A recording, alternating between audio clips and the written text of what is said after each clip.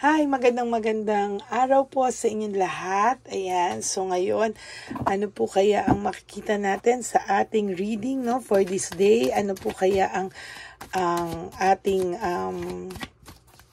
message from the Divine Universe? So, kamusta po kayong lahat? I hope nasa mabuti kayong kalagayan lahat, ano? At nagpapasalamat po ako sa araw na to dahil lahat tayo ay malusog at blessing po yan, no, na tayo ay nagigising sa umaga at ipagpasalamat po natin yan sa ating Diyos na may kapal, no?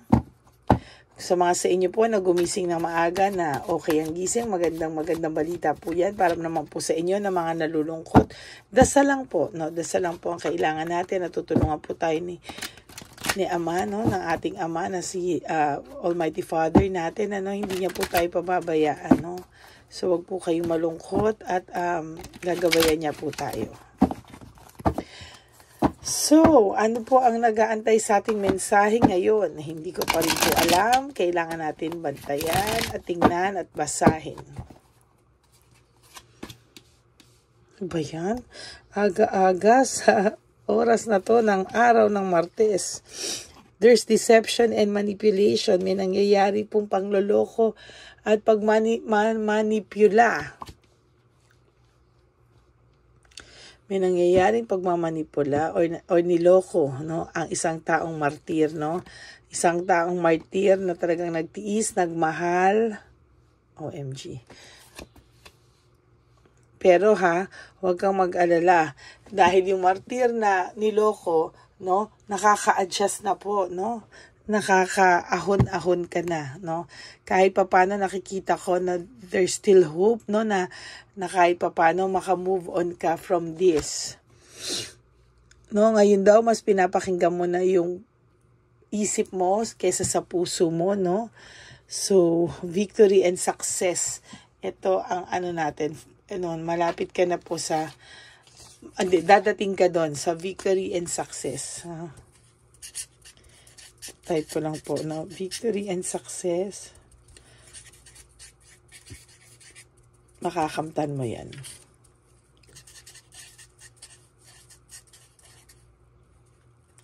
Makakamtan mo yan.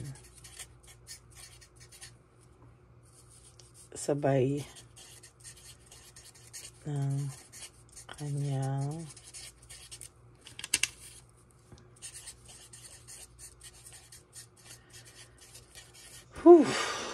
no?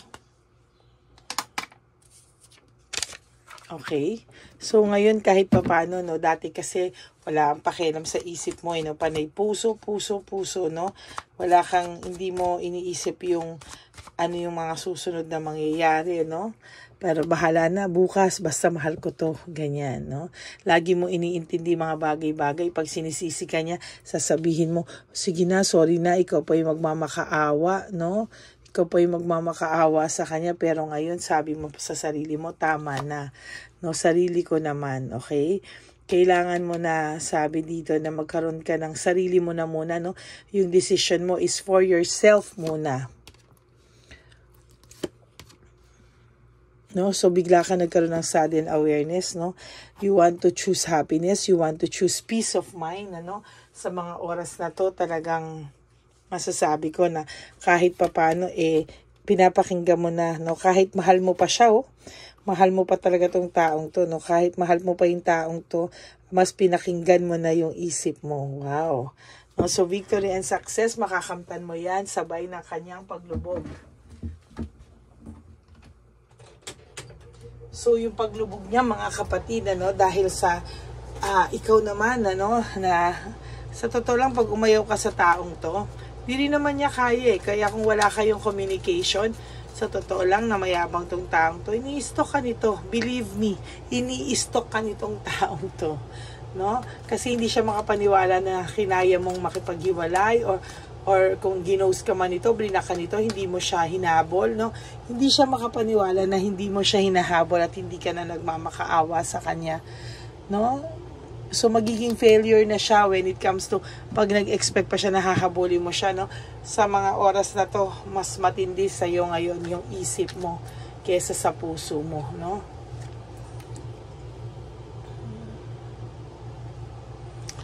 So, ayan, no? Kung sino man yung kinakasama niya, hayaan mo, 'di ba? Sabi ko sa isang video ko na ipasa mo na yung malas, na ipasa mo na yung sakit. Ayan, no? Sila ngayon ang nag-aaway, no? Yung babae, bisit na bisit sa'yo, or pwedeng kung sino man yung nauna sa kanya, which is yung ano, bisit na bisit siya doon kung hindi ka man niya kilala o kilala ka niya. Basta bisit na bisit siya, no? Kaya gagawin niya lahat para masaktan ka, no? Lahat ng powers niya talagang gagawin niya para lang masaktan ka.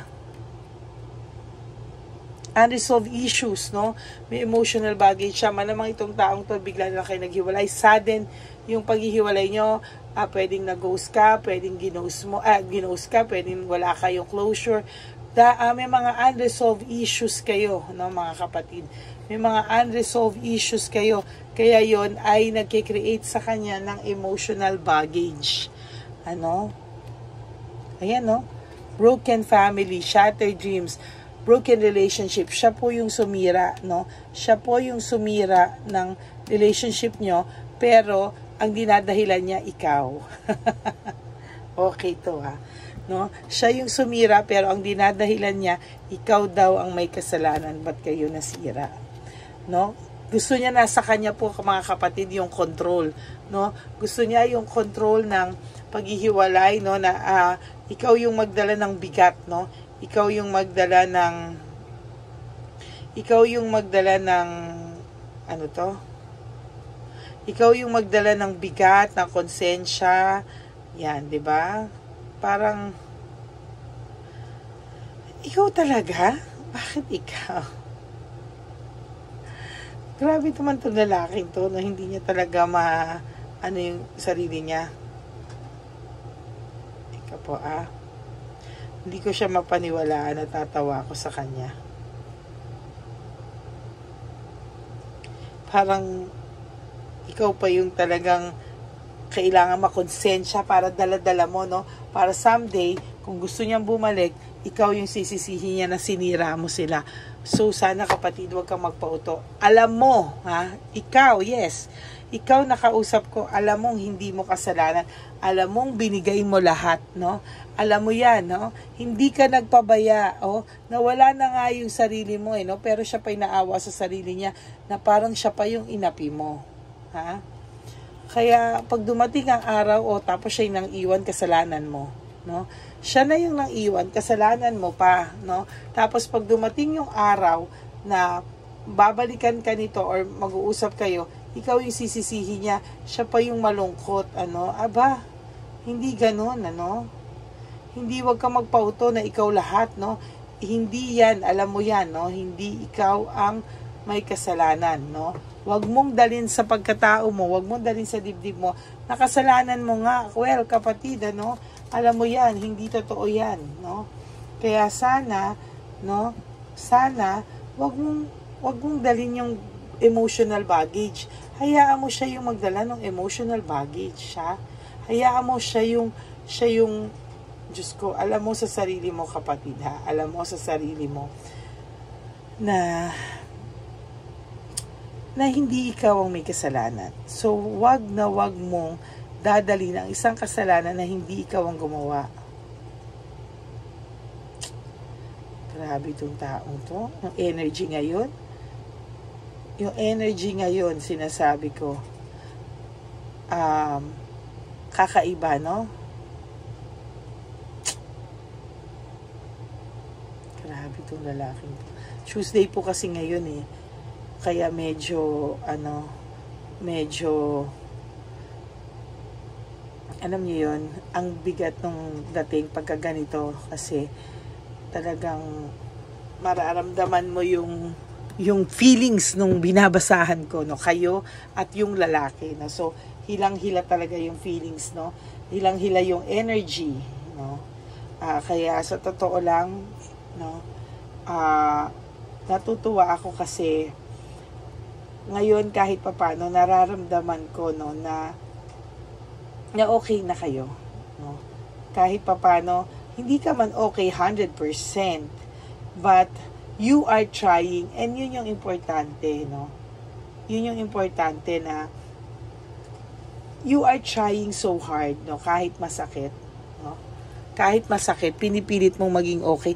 Kahit yung puso mo ay nagdudugo pa, kahit yung puso mo nasasaktan pa, kahit yung puso mo ay mahal pa to, pero yung isip mo ngayon, pinapakinggan mo na, and you are trying to move on and to adjust, no?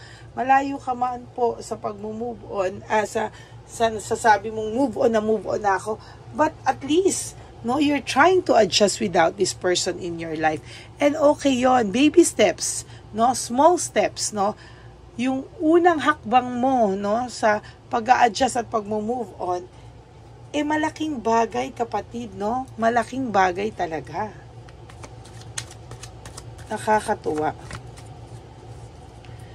Okay?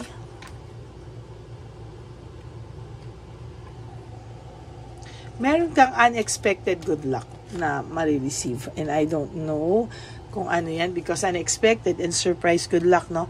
So right now, yung person mo, napasok lang po yun. So right now, but that's good news. Right now, yung person mo is confused, no? May chaos siyang pinagdadaanan and brutality. Malamang yung masasakit niyang magsalita. Kasi sobrang sakit magsalita ng taong to eh. Parang ilulubog talaga yung pagkatao mo eh, no? So, dun sa mga tao na masakit magsalita, malamang yung partner nila ngayon na i-experience na rin to, no?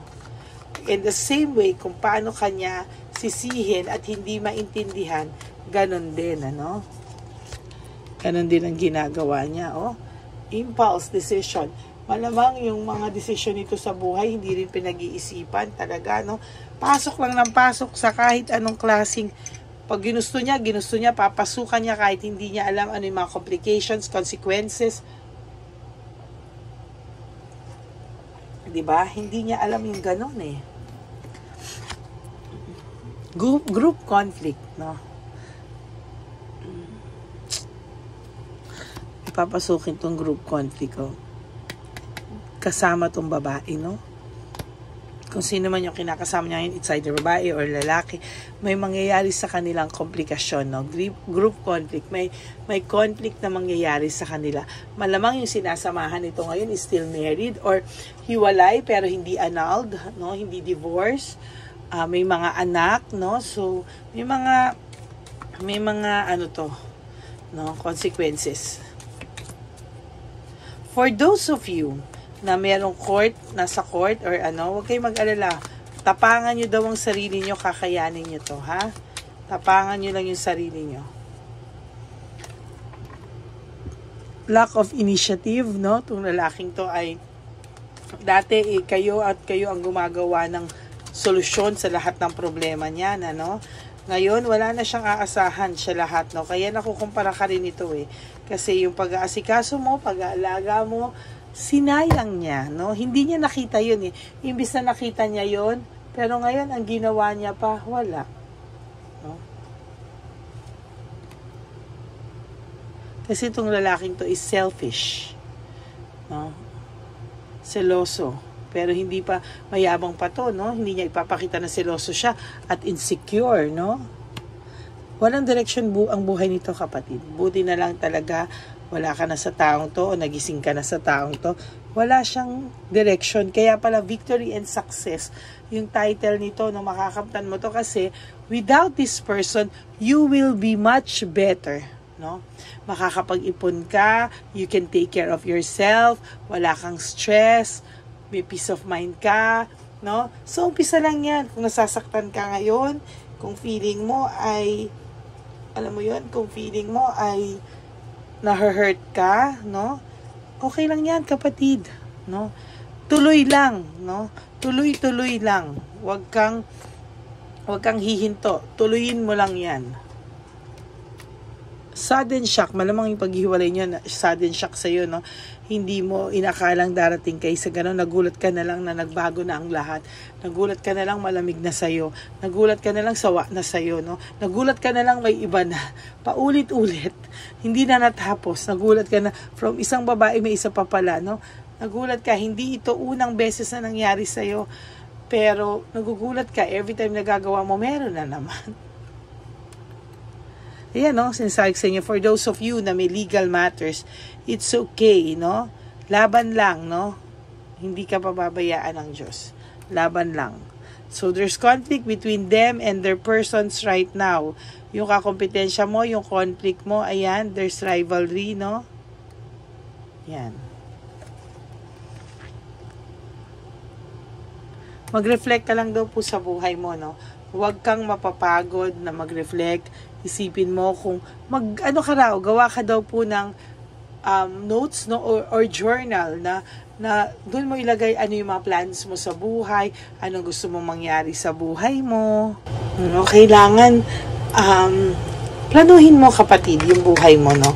Huwag kang mapagod na magplano sa buhay mo because kaya mo talagang mabago yung buhay mo, kaya mo talagang ikaw lang din naman ang makakatulong sa iyo To be honest with you, ikaw lang talaga. No? Marami ka na raw chance na nawala sa buhay mo, miss chance. Bumawi ka daw sa sarili mo ng bonggang-bongga. And di na mo, miss chance and change, no? You have to change, no? Ikutin mo na daw yung mundo mo, no? And there's good luck, meaning maganda yung pag-ikot ng mundo mo. Hindi mo palang nakikita sa ngayon. Hindi mo palang ito nakikita sa ngayon, kapatid. Pero I assure you, no, na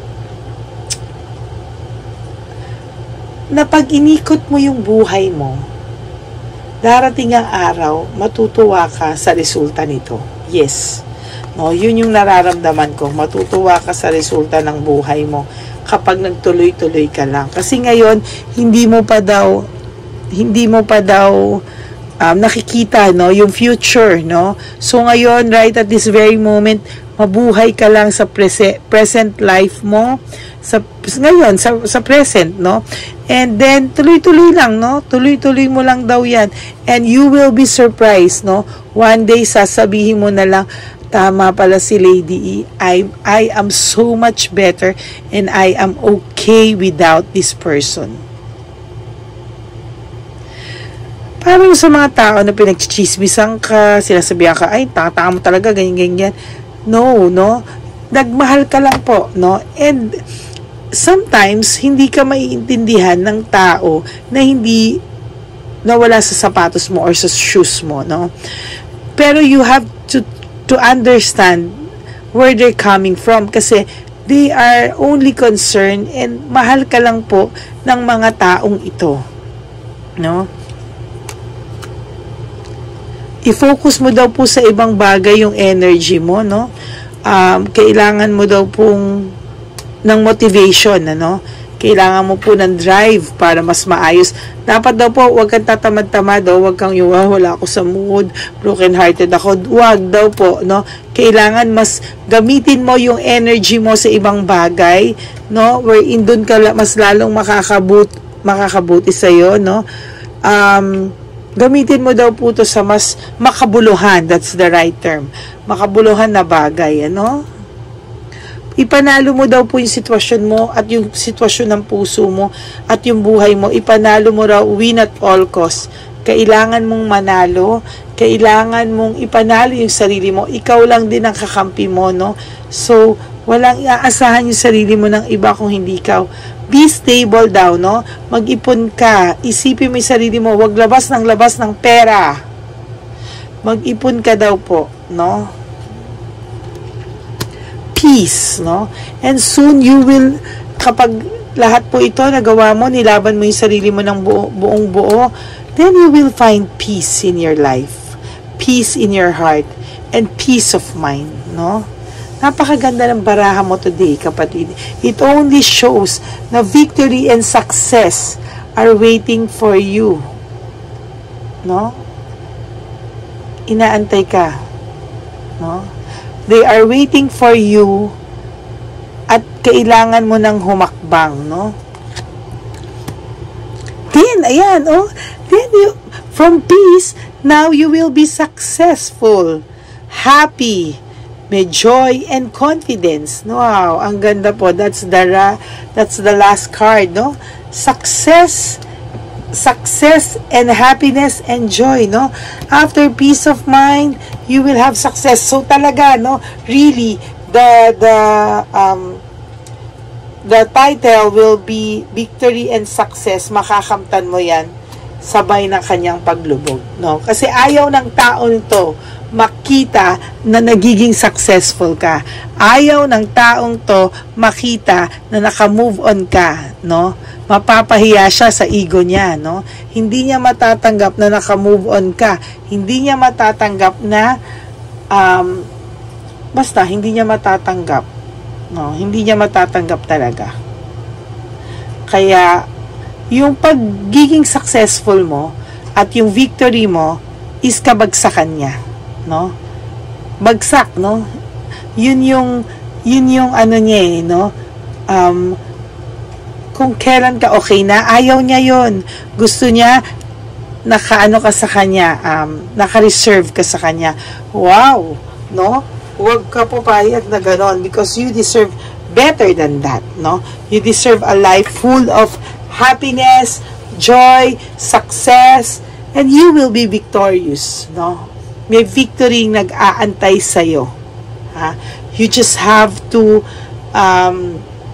align with yourself, with your mind, with your heart, no? Gawin mo po ang isang bagay na, alam mo yun, sometimes kasi yung bagay na ayaw tanggapin ng puso mo, pero tanggap na ng isip mo, minsan sundin mo yung isip mo kasi doon ka mapapabuti. Okay? Kaya nga nilagay ng Diyos ang isip na mas ano sa puso para makinig tayo sa isip natin. Okay? At ang ganda ng reading mo today, no? So there's a success and victory waiting for you. There. Yan, ano. Happy Tuesday, everyone. And pasensya na kayo sa boses ko, no? Talagang nagre-recover pa ako sa pagkabalat ko, pero wala, ganun talaga, no? I am parang committed to give you a free readings every day, no? Para po sa mga nag-aantay palagi, alam ko naman po inaantay nyo ko.